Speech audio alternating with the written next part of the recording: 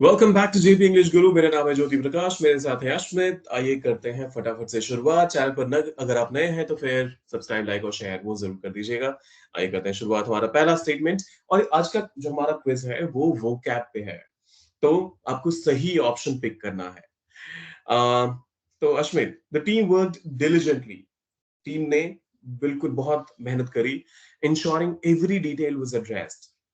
हर एक डिटेल को बिल्कुल अच्छे से एड्रेस किया जाए। तो एफिशिएंटली, एंग्रीली, पैसिवली, क्लमजीली। क्या लगता है आपको? ये चारों एडवर्ब्स हैं और आपके हिसाब से यहाँ पर सही आंसर क्या होना चाहिए? Option A, oh sorry, one. Option one is the right answer. Efficiently, देखिए एफिशिएंसी का मतलब ये होता है बहुत अच्छे तरीके से, जहां पर आप बेहतरीन तरीके से अपने सारे रिसोर्सेज को यूटिलाइज कर पाए। एंग्रीली, गुस्से में। पैसिवली मतलब अच्छे से पार्टिसिपेट करते हुए नहीं, बल्कि एक बैक सीट लेकर। और क्लमजीली मतलब बिल्कुल ही मेस्ड अप तरीके से। तो यहाँ पर जब डिलीजेंटली काम करने की बात हो रही है तो एफिशिएंटली उसके साथ एक सही पेयर बनेगा। फिर आता है हमारा अगला सवाल। The chef asked the apprentice to dash the chopped vegetables into the soup। अब यहां पर बताइए मुझे, were they supposed to put down or put up or put in or put off the chopped option vegetables into soup? Option three. Option three, किसी भी चीज को किसी चीज में डालना, उसके लिए पुट इन का इस्तेमाल करते हैं एक इनक्लोज्ड सरफेस में, या फिर पकाते हुए जब आप कढ़ाई में या फिर किसी भी चीज में डालते हैं तो उसको पुट इन का इस्तेमाल करते हैं। यहाँ पर सूप में वेजिटेबल्स डालने की बात हो रही है तो इस वजह से पुट इन यहाँ पर बेस्ट फ्रेज होगा। पुट डाउन के दो मतलब होते हैं, नीचे रखना और दूसरा किसी भी चीज को नीचा दिखाना, किसी भी इंसान को नीचा दिखाना। फिर आता है पुट अप, किसी भी चीज को टॉलरेट करना या फिर ऊपर टांगना। फिर आता है पुट ऑफ, किसी भी चीज को कैंसिल। और कैंसिल हालांकि बहुत कम इस्तेमाल करते हैं, लेकिन पोस्टपोन करने के सेंस में इसका ज्यादा इस्तेमाल होता है। तो यहाँ पर पुट इन हमारा बेस्ट ऑप्शन है। फिर आता है the technician needs to dash the power supply before conducting any repairs on the equipment. जो टेक्नीशियन भाई साहब हैं उनको पावर सप्लाई बंद करना पड़ेगा या क्या करना पड़ेगा वो आप समझिए। लेकिन जो क्यों करना पड़ेगा? क्योंकि वो रिपेयर करना चाहते हैं इक्विपमेंट्स की, सॉरी इक्विपमेंट की। इक्विपमेंट का प्लूरल नहीं होता है, ये ध्यान रखिएगा अश्वित। इक्विपमेंट, फर्नीचर, इस पे भी एक क्विज लेकर आएंगे हम जल्दी ही। लेकिन फिलहाल के लिए इक्विपमेंट इक्विपमेंट ही रहता है, एक हो या हजारों हो। तो turn up, turn off, turn in या turn out? Option two. Turn off. देखिए, turn on and turn off के का एक दूसरा अंडरलाइन मैसेज भी होता है, लेकिन अगर आपके पास यही ऑप्शन आए किसी भी चीज को स्विच ऑफ करने के सेंस में तो आप ऑब्वियसली इसको पिक कर सकते हैं। टर्न अप किसी भी चीज को इंक्रीज करने के लिए, जैसे turn up the volume. Turn in surrender करना, या फिर अपनी डिटेल्स किसी के साथ शेयर करना। और वो डिटेल्स जो किसी मान लीजिए किसी ने चोरी करी है, किसी ने किसी का कोई भी ऐसा क्रिमिनल एक्टिविटी में अगर वो इन्वॉल्व रहा है तो वो टर्न इन का इस्तेमाल होता है। और फिर टर्न आउट मतलब फाइनली ये हुआ, तो टर्न आउट उस सेंस में इस्तेमाल होता है। तो turn off is the right answer here.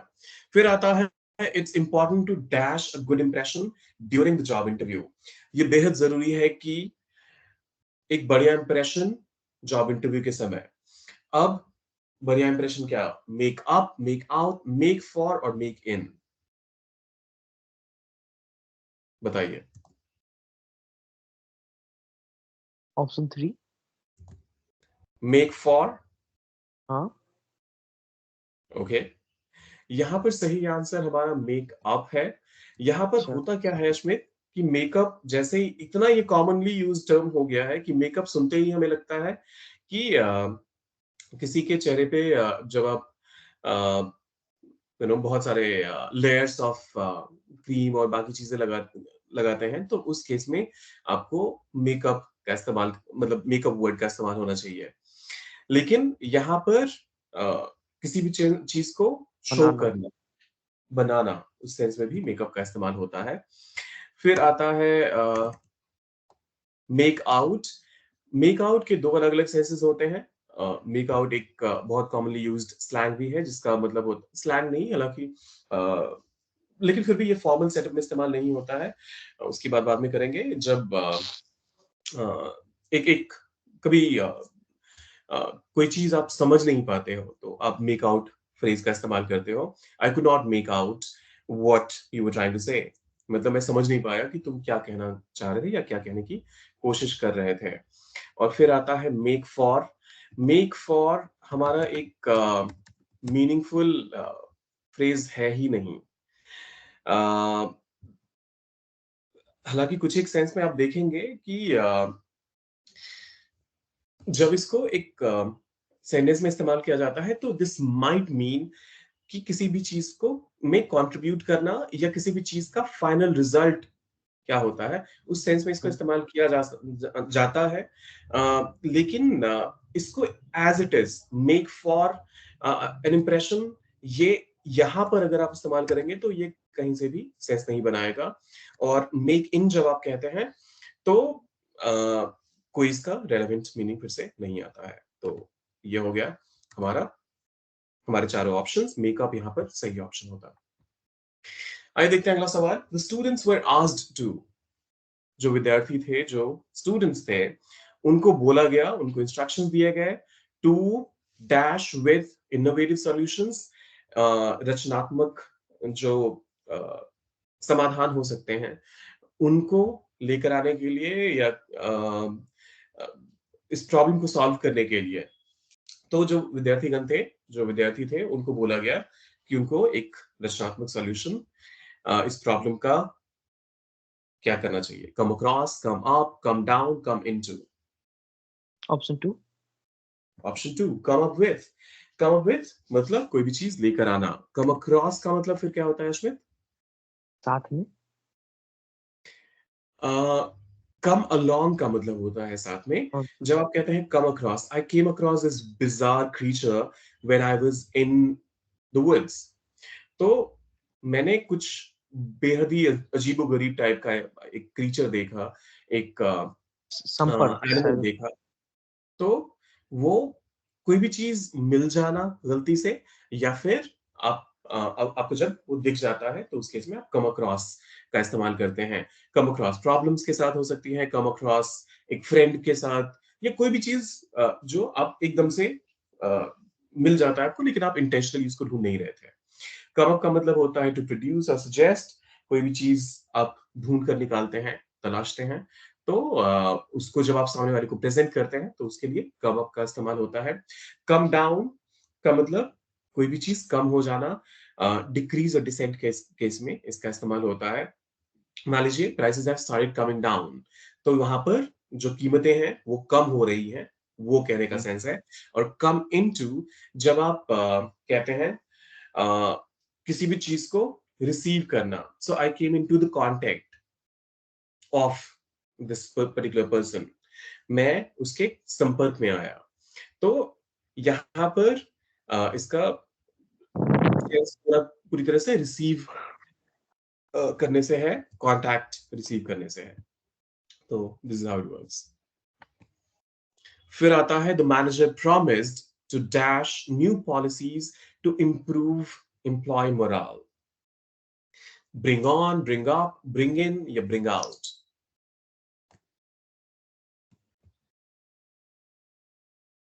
Option 4 okay,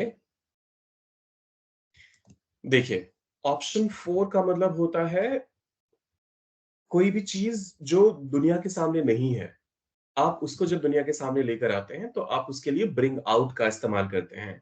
for example a, the scandal the scandal was brought out by the media house. ये जो पूरा कांड था, उसको एक मीडिया हाउस ने बाहर कर दिया। तो या फिर दुनिया के सामने ज़ाहिर कर दिया। तो ब्रिंग आउट का मतलब वो होता है। फिर ब्रिंग इन का मतलब होता है किसी भी चीज़ को इंट्रोड्यूस करना या इम्प्लीमेंट करना। I bring in a lot of new ideas to the table. मैं बहुत सारे नए आइडियाज़ लेकर आता हूँ। तो उस केस में आप ब्रिंग इन का इस्तेमाल करते हैं। ब्रिंग अप का मतलब होता है कोई भी एक ऐसा टॉपिक लेकर आना जो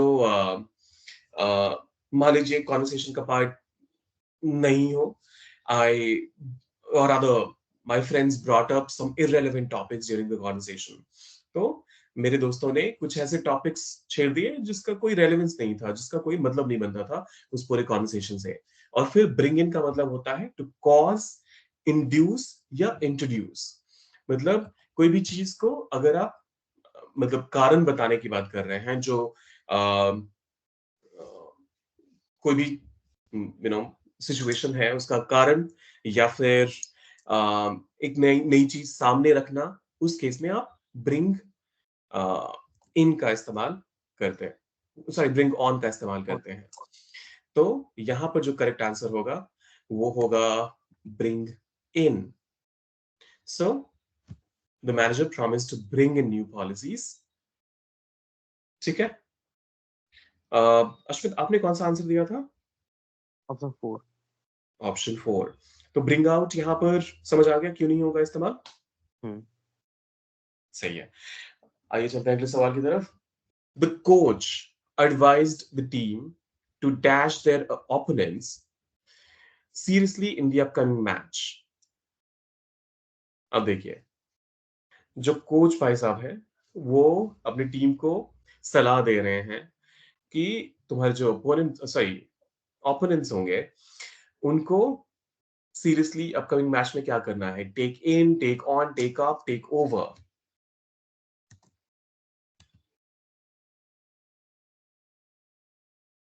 ऑप्शन 1। ऑप्शन 1। ओके, पहले आप मतलब समझ लेते हैं। टेक इन का मतलब होता है किसी भी चीज को पूरी तरह से अब्सॉर्ब करना। I am still taking in all the information that was shared with me during my induction. मैंने जब जॉब की शुरुआत करी थी तो मुझे बहुत सारी इंफॉर्मेशन दी गई थी इंडक्शन के टाइम पे। उसको मैं अभी भी अब्सॉर्ब करने की या समझने की कोशिश कर रहा हूँ। टेक ऑन, किसी भी एक सिचुएशन में जब आप कन्फ्रंटेशन वाले मोड में होते हैं या किसी को चैलेंज करने वाले मोड में होते हैं, तो वहां पर टेक ऑन वर्ड का इस्तेमाल होता है। फिर आता है टेक अप, किसी भी चीज को शुरुआत करना, या जैसे एक एक नया प्रोसेस। जैसे मान लीजिए मैं कहता हूं आई टुक अप दिस चैलेंज, तो उस चैलेंज के केस में आप क्या कहना चाह रहे हैं कि क्या आपने बस वो चैलेंज को एक्सेप्ट कर लिया? एक मीनिंग ये होता है, दूसरा मतलब होता है कि उस चैलेंज को एक्सेप्ट करके जब आपने काम करना शुरू करा, तो उन दोनों ही सेंसेस में आप टेक अप का इस्तेमाल करते हैं। और टेक ओवर, जैसे किसी ने किसी कंपनी को टेक ओवर कर लिया, तो वहां पर क्या मतलब हुआ उसका, कि कंपनी को खरीद लिया या फिर कंपनी के मैक्सिमम स्टेक्स अपने नाम कर लिए। तो किसी भी चीज के कंट्रोल लेने का मतलब होता है टेक ओवर। अब जब चारों मीनिंग्स आपके सामने हैं, तो बताइए कौन सा आपके हिसाब से सही होना चाहिए? Option 2। Option 2 it is, take on. और देखिए, यही वजह है कि मैं बार बार बोलता रहता हूं कि आप जितना ज्यादा प्रैक्टिस करेंगे, और जरूरी जरूरी नहीं है कि आप मान लीजिए अभी आपने प्रैक्टिस करा और आप 1 घंटे के बाद आपको याद रह ही जाए, लेकिन प्रैक्टिस करते रहिए। अगर मान लीजिए आपने 100 प्रैक्टिस करे और 10 भी उसमें से याद रहे, तो वो 10 आपके काफी काम आ सकता है। लेकिन अगर आप टेक ऑन का लिटरली कोई मतलब निकालना चाहेंगे, बिकॉज आपको टेक का मतलब पता है और ऑन का मतलब पता है, तो फ्रेजल वर्ब्स में ऐसा नहीं होता है। इडियम्स और फ्रेजल वर्ब्स काफी अलग होते हैं इन सेंसेस में, तो इसका ध्यान रखना पड़ेगा आपको। फिर आता है हमारा अगला सवाल। द अकाउंटेंट, जो हमारे लेखाकार हैं, अकाउंटेंट के लिए शायद लेखाकार वर्ड का इस्तेमाल होगा, नीड्स टू, क्या करना चाहिए, dash all the receipts before preparing the final before preparing the financial report. तो सारे ही जो रिसीट्स हैं उनको गेट अक्रॉस करना है, गेट आउट करना है, गेट थ्रू करना है, या गेट होल्ड ऑफ करना है?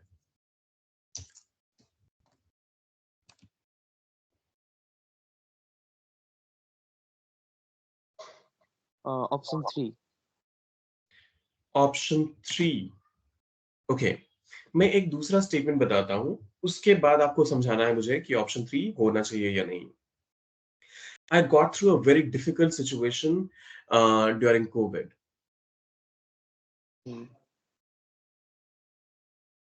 मतलब किसी भी मौके में जब परेशानी हो तो उसको पार करना, किसी भी चीज को फेस करते हुए आप अल्टीमेटली उससे उभर कर बाहर जब निकल आते हैं, तो वहां पर समझ गेट थ्रू का इस्तेमाल होता है। मान लीजिए बहुत सारे लोग इंटरव्यू के लिए आए हुए हैं। आपने भी इंटरव्यू में पार्टिसिपेट करा और आप फाइनली सिलेक्ट हो गए, तो वहां पर आप बोलेंगे आई गॉट थ्रू। मतलब मुश्किल था इंटरव्यू, लेकिन मैंने क्रैक कर लिया, मैं सक्सेसफुल रहा। तो गेट थ्रू का उस सेंस में इस्तेमाल होता है। Get out, I am sure ये बताने की जरूरत नहीं है। बाहर निकलना किसी भी चीज से, not necessarily from a classroom, कहीं से भी बाहर निकलना। I got out of that toxic relationship. मैं उस गंदे या फिर विकृत रिश्ते से बाहर आ गया। I got out of that job. मैं उस जॉब से बाहर आ गया। तो गेट आउट का मतलब किसी भी चीज से बाहर निकलना। अब बचे आपके पास get across and get hold off. Option 4 लग रहा है मुझे। Exactly, option 4 is the right answer. Catch a hold off और गेट होल्ड ऑफ, दोनों का मतलब सेम होता है, जिसका मतलब होता है चीजें ऑब्टेन करना, इकट्ठा करना। और यहाँ पर जो सेंस बनकर आ रहा है, वो क्या बनकर आ रहा है कि अकाउंटेंट्स को क्या चाहिए, रिसीट्स को इकट्ठा ही तो यस। करना है फाइनेंशियल रिपोर्ट प्रिपेयर करने से पहले।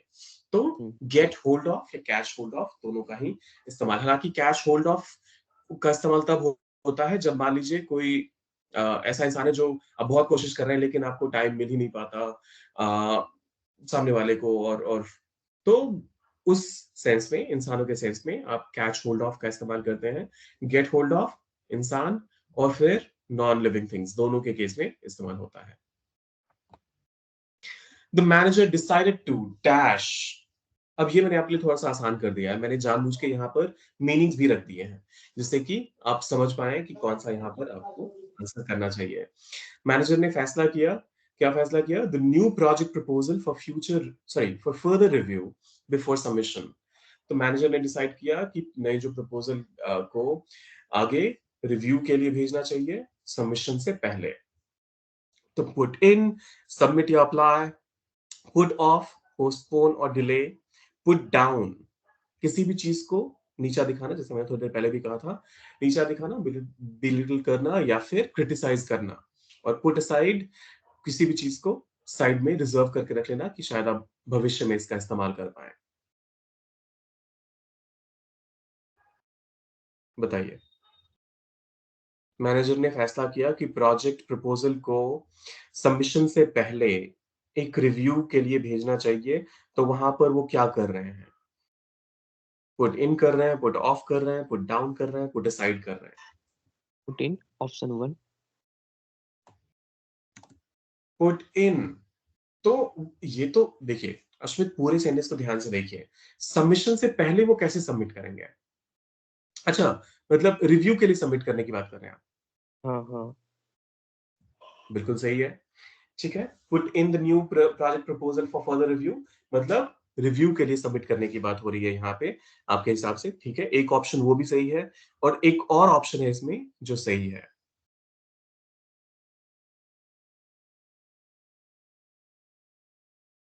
ध्यान से देखिए।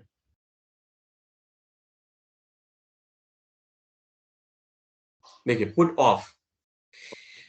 पुट ऑफ का मतलब हुआ यहाँ डिले करना। The manager decided to, manager ने फैसला किया कि डिले कर देना चाहिए। क्या डिले कर देना चाहिए? जो प्रोजेक्ट का प्रपोजल है, वो आगे रिव्यू के लिए हमें जो सबमिशन है उसको डिले कर देना चाहिए।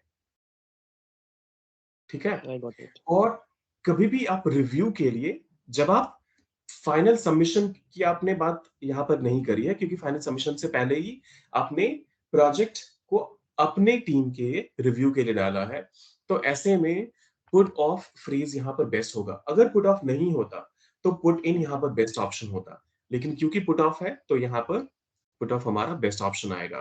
पुट इन एंटायरली इनकरेक्ट नहीं है। The company's profits are expected to, जो कंपनी के लाभ है, मुनाफे हैं, वो उम्मीद की जा रही है कि वो dash significantly next year turn down होंगे, डिक्रीज हो जाएंगे, कम हो जाएंगे, बहुत मार्जिन से कम हो जाएंगे अगले साल। टर्न आउट, टू रिजल्ट और and up, So it turned out that they were मतलब यहाँ रिजल्ट और एंड अप की बात हो रही है, एग्जाम्पल सेरेंस की बात बाद में करेंगे. टर्न ओवर, तो टू ट्रांसफर और change ownership, and turn off, to deactivate or switch off. Option 1. Option 1 it is. Obviously जब आप चारों ही ऑप्शंस को वे करते हैं तो समझ में आता है कि टर्न डाउन यहां पर हमारा बेस्ट ऑप्शन होगा, क्योंकि डिक्रीज या डिक्लाइन होने की बात हो रही है. The students performed the experiment dash recording every observation accurately. अब केयरलेसली वो परफॉर्म कर रहे थे एक्सपेरिमेंट को, जिससे Option कि वो 3. ऑप्शन 3 कॉशियसली, ये शायद इसलिए याद है क्योंकि हमने ये पिछली बार भी सेम क्वेश्चन डिस्कस किया था. हाँ, पर वो जैसे क्या कहते हैं, वो साइंटिस्ट के एक्सपेरिमेंट पे था। हाँ, मतलब सेंस तो वही था. हाँ, तो कॉशियसली, बिल्कुल ध्यान से, एमलेसली, बिना टारगेट को एम किए हुए, जो एंड गोल है उसको एम करे हुए, फियरफुली, बहुत डर डर के, और केयरलेसली, बिल्कुल एकदम से क्लमजी होकर. तो यहाँ पे कॉशियसली हमारा बेस्ट ऑप्शन है. लाइक शेयर और सब्सक्राइब करके जाइएगा, कमेंट करके बताइए कि इनमें से आपके लिए नया कौन सा था, और कोई और नया वीडियो अगर हमारे चैनल पे देखना चाहते हैं तो. मिलते हैं जल्दी ही. Till then take care of yourself and keep learning.